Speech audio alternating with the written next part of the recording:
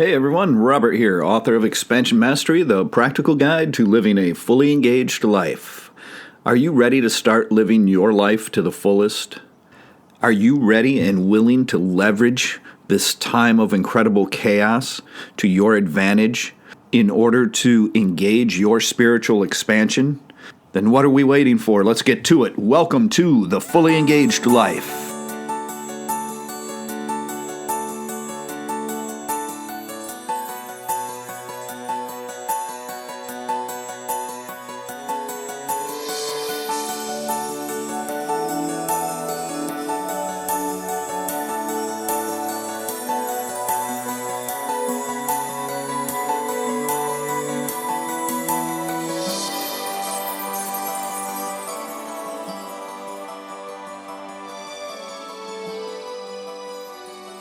Welcome back, everyone, and welcome to today's episode.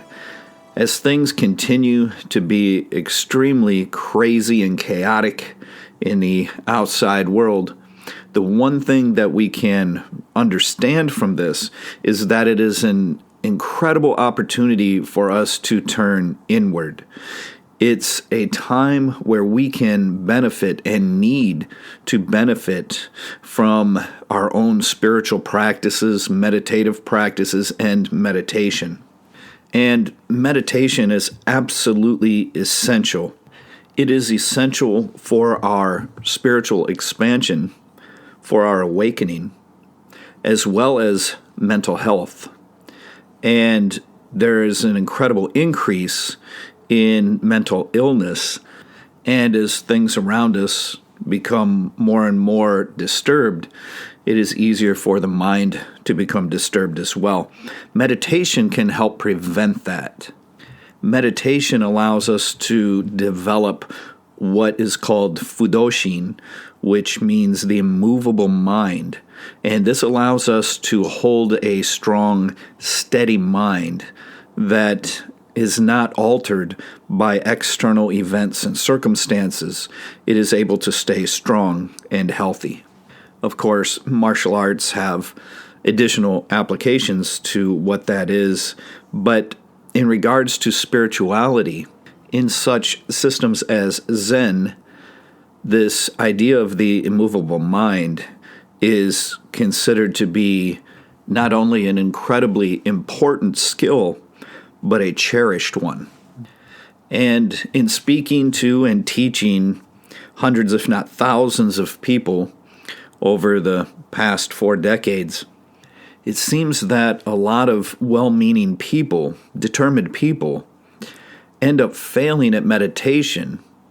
And there are various reasons for this, but one of the reasons that I'm going to address today is because they don't understand the process, and they very rarely have anyone to spell that process out. So in today's episode, what I would like to do is guide you through the basic stages of meditation. Now, it's important to understand that with each of these stages, we aren't striving to attain anything here.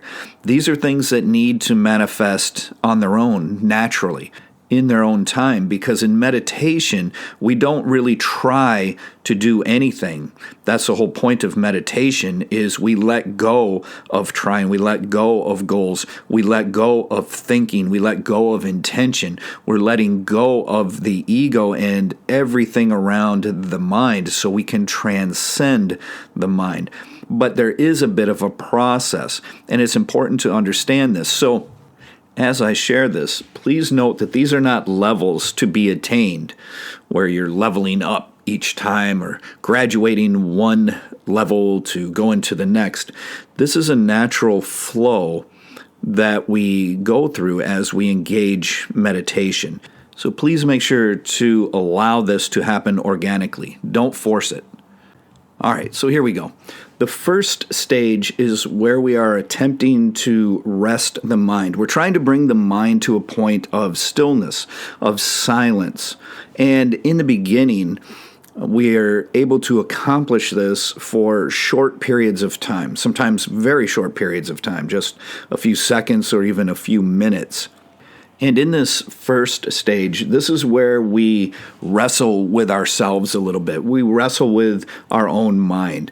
And what does that look like? Well, the first thing is forgetfulness. We forget that we are trying to meditate and the mind starts to wander or starts to think again. And this forgetfulness is usually associated with those who are easily bored, which is looked upon as a sort of mental weakness because it's generally from the need to be distracted or entertained all the time. Another thing we run into is drowsiness.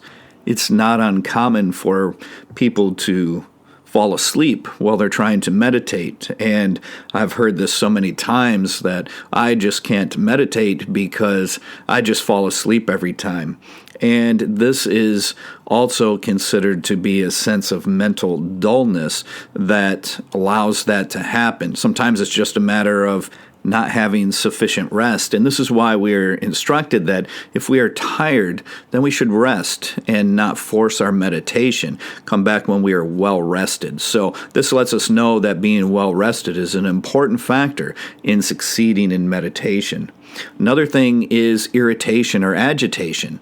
This is when you're trying to silence your mind and somebody around you makes a noise or you hear something that distracts and disturbs you, causing you to become irritated because now you are thinking.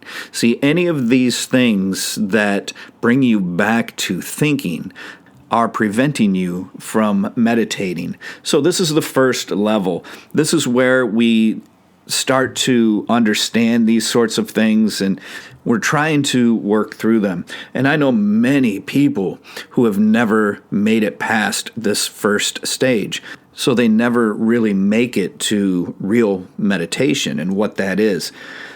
But this is how we start, and this is pretty common for all of us.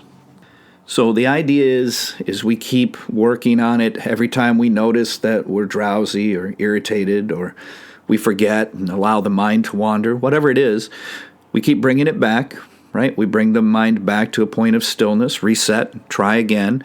And that allows us to have short periods of time where the mind is still. I would say that this level is one that is very common for the creation of frustration. And a lot of times that frustration will lead people to quit and falsely believe that they're just not capable of meditating. But this is the first stage that we all pass through. And this stage clearly illustrates the point that I make when I say we need to be spiritual warriors, that we need to have inner strength, because the weak will fail here and they'll stop here. But those who are strong enough will keep working through this. They will not allow themselves to be frustrated or defeated by that frustration. They will work through any frustration they have, relaxing into it instead of resisting it, and they will prevail, allowing them to pass into the next stage. The second stage is where we end up experiencing longer periods of silencing the mind. So this is where we become fully aware and mindful of the obstacles as they arise, and we're able to catch them now as they're arising, where in the first level we may get lost in thought before we realize what has happened. So in the second level, we have the mindfulness, this ability to recognize when these things are beginning to happen, and we're able to correct it sooner. And along with this comes our ability to keep our mind still for longer periods of time. And we may graduate from mere seconds or minutes now into several minutes, being 15 to 20 minutes or so at a time, possibly even longer. Ideally, for meditation, we need a minimum of 40 minutes in order for it to be truly effective. And I'm talking about authentic traditional meditation and not the loose slang use of the term meditation for things like, a 30-second meditation or 3-minute meditation, 5-minute meditation. There really is no such thing. Those are meditative practices, and that can be fine, but it is not meditation itself. So make sure you don't get confused. In real meditation, what all of the masters and priests have shared is that it is a minimum of 40 minutes in that meditative state that is required in order for us to truly engage it and make progress. So just to offer a general guideline, and this is simply my opinion at this point, is that if you are able to allow for a 10 to 15 minute period of the mind being still and silent, you're doing quite well. If you can push 20 minutes, then you're doing very well. So that leads us to the third stage of meditation. It is at this level that we attain a greater sense of mindfulness. And this is why a lot of times we are taught mindfulness in the very beginning, because that mindfulness is aiding us right from the beginning in our meditation practice. So at this level, in the third stage, our mindfulness should have been increased, and we are more equipped to overcome such things as the drowsiness or dullness and the irritation factors. Those things aren't bothering us anymore. In other words, you never doze off while you're practicing your meditation, and you're not becoming so irritated or frustrated anymore as well. So it's at this point that you are fully aware of any of the obstacles and exactly which obstacles you yourself are facing in your meditation, because everybody has some sort of different obstacle. I gave you a few of the most common examples for you to work with and understand. There may be something else. For instance, another obstacle that we often run into is physical discomfort. My legs might hurt, my back might hurt, something like that. So this is another obstacle that you may run into. And it is in this third level that you're very well aware of obstacles such as this, and you're able to begin getting past them. I hope you find that helpful, because I find that often people aren't aware of the obstacles they're encountering because things like thinking are just so normal, so they don't recognize when it starts to happen again. And through sharing things like this, you're able to become mindful of them, because you can't solve a problem that you don't even know you're facing, right? So this allows you to recognize such things as an obstacle so that you realize it isn't necessarily a weakness on your part that you should become frustrated over. It isn't something that you say, well, I just can't do it. You understand that these are natural obstacles that are in everyone's way. And this helps us to remain strong and be able to get through these obstacles. And these obstacles are a bit of a gift, because all too often people think that meditation is simply relaxation. Oh, as long as I'm relaxing, I can say I'm meditating. No, you can't. They are not the same thing. Do we need to relax while in meditation? Well, of course. But is relaxation meditation? Not even close. Not at all. So we want to understand that these obstacles then show up when we're trying to meditate, and they certainly don't appear or present a problem when we're simply relaxing. So in that regard, we can see these obstacles as very helpful, and we can see that this means that you are actually attempting to meditate instead of just simply sitting there relaxing. Okay, and then we reach the fourth level, and this is an important one because this is one where we start to make substantial progress. This is the first sign of really good progress, and by here we should be anywhere between that 20 to 40 to even 60 minutes now in our meditation practice. And we recognize this because the obstacles have decreased quite substantially by this level. In other words, things have calmed down in our mind, and these obstacles aren't jumping up in our way all the time anymore. So this is fantastic. We get past things like forgetting to be still and silent and allowing the mind to begin thinking and become lost in those thoughts. At this level, that shouldn't happen anymore. And you shouldn't find yourself distracted by irritating sounds or by discomfort or anything else. By this stage, you're getting it under control pretty well. And you should start to notice that you really feel refreshed at this level once your meditation is complete. And again, it's very easy for people to believe that this is the final level, that this is the full meditation, but it goes deeper yet, so don't be fooled. Enjoy the success of making it this far, however. And it's also important to realize that some of the obstacles may still appear once in a while, but they will present themselves as less and less of a problem. The next stage, the fifth stage, is where we have to really become disciplined, because it's easy once we start to make progress and we start to engage in this meditation where we are stepping outside of the activity of the mind. There's no thought, there's no emotion, there's no intention, there's nothing to distract the mind and keep it busy.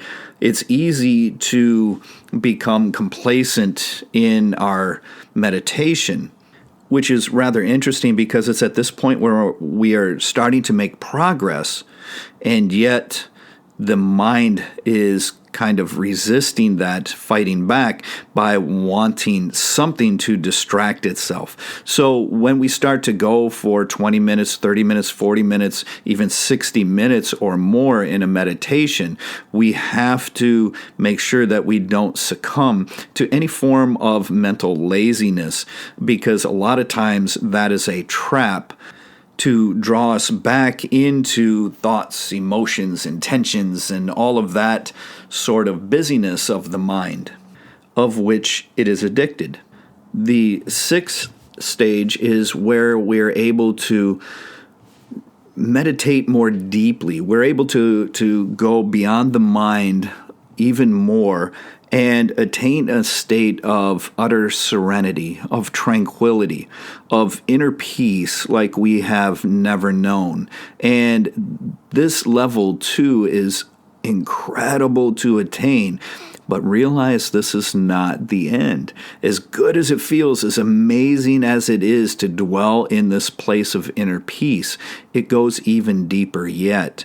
But it is at this level that we are able to hold this inner peace now for extended periods of time without any obstacles or distractions or anything going on. Even if something's going on around us, it is not able to bring us out of our meditative state until we choose to do so. It's at this stage that you've become a bit more powerful as a meditator. You're stronger in your meditation, and you are going deeper inside, deeper into the mind, and you are able to bring the mind to a state of stillness, of silence. And that is the doorway that takes you into the next level where we transcend the mind. So this level is very, very enjoyable, and it feels fantastic. I mean, think about it.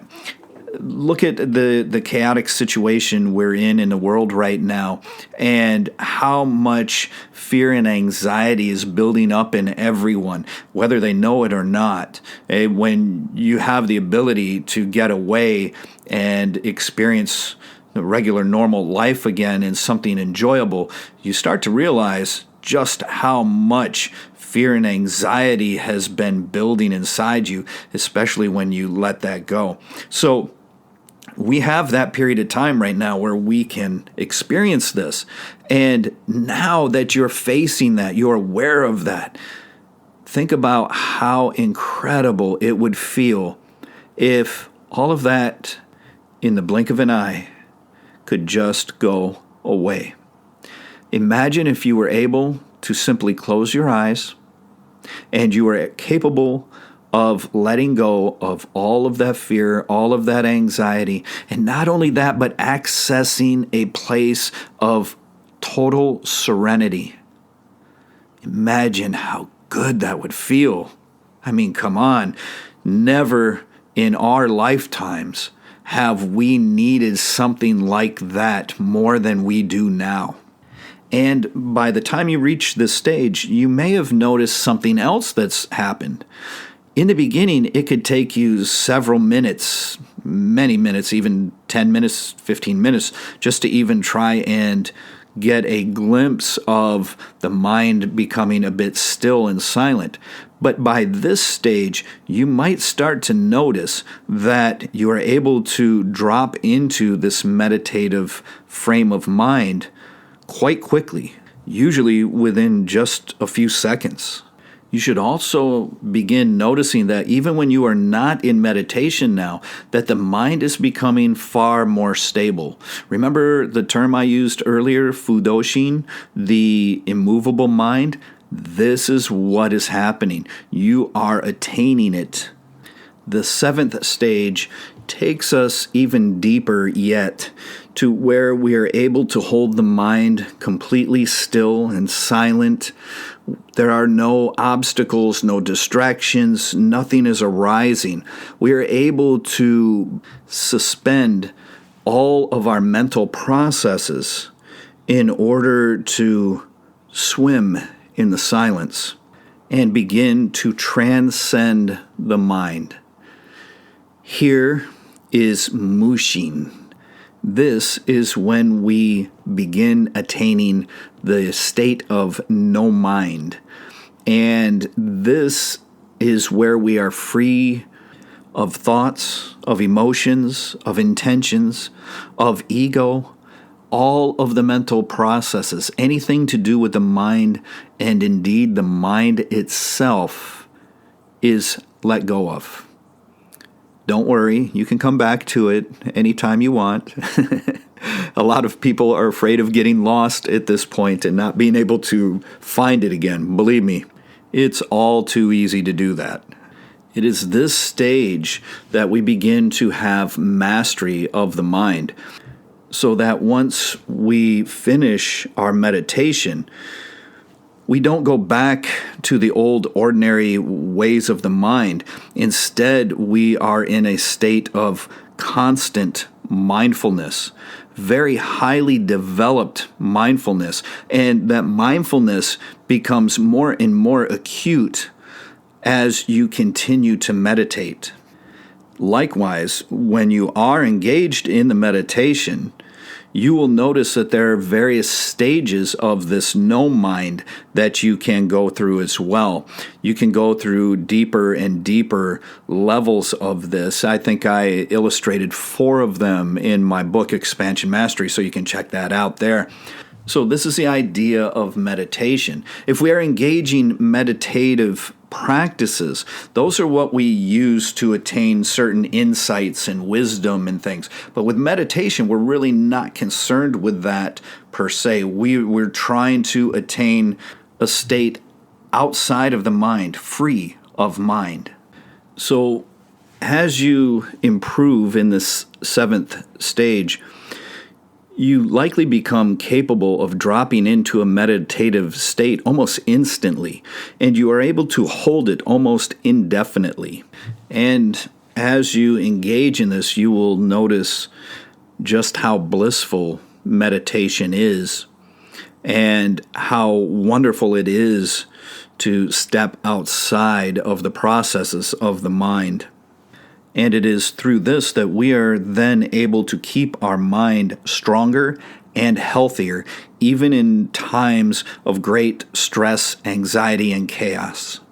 Even when so much of the world is losing their mind, we have the ability through meditation to maintain the health of ours. In past episodes, I've shared with you the process that is necessary for meditation as far as finding a safe, comfortable place to sit and how to hold your eyes. So for all of those details, you can check my book or numerous previous podcasts where I cover all of that. This was addressing the actual stages of meditation. Now, this is not anything formal. This is just from my personal experiences combined from what my teachers have taught me and guided me through. This is the actual meditation. So this isn't what you go through for all of the meditative practices, although the first 4 stages may be involved in many meditative practices. This is for actual straight up meditation, where the goal is to sit and let go of the mind without trying to do anything. You just let it become still. You let it become silent. There's nothing you are actively trying to do. There's no goal you are actively attempting to attain. You let go and allow these things to happen. It's much like if you jump into a little mucky pond. The water may be somewhat clear until you jump in. As soon as you jump in and your feet hit the muck on the bottom, the mud gets all stirred up. And then when you jump out, over time, that mud will settle back down on the bottom and the water will become clear again. That's the way that we engage the mind in meditation. Hopefully, this will alleviate some of the mystery and uncertainty involved in meditation and help guide you through the path of meditation, helping you understand if you're making progress, not making progress, understanding that obstacles are normal, that it's something we all have to go through. I mean, that's it. You have to struggle in the beginning in order to attain the incredible serenity and tranquility that meditation has to offer. And this is the basic idea of all spirituality. That's why we have to have inner strength. We have to be strong, because if we are weak, we will fail. But if we are strong, if we can persevere, if we are patient, then we can know and enjoy the success of meditation. As always, please visit me at www.expansionmastery.com. Check out the blog articles there. Also grab your autographed copy of Expansion Mastery, and you can get the ebook too, which has been newly revised and expanded. And please make sure to share these podcasts. Let's get real information out there into the hands of people so they can benefit from it. And remember to help us out by subscribing, liking, leaving comments, all the social media stuff. We greatly appreciate your support that way. So until next time, my friends, I wish you the very best in your practices and your life. Take care.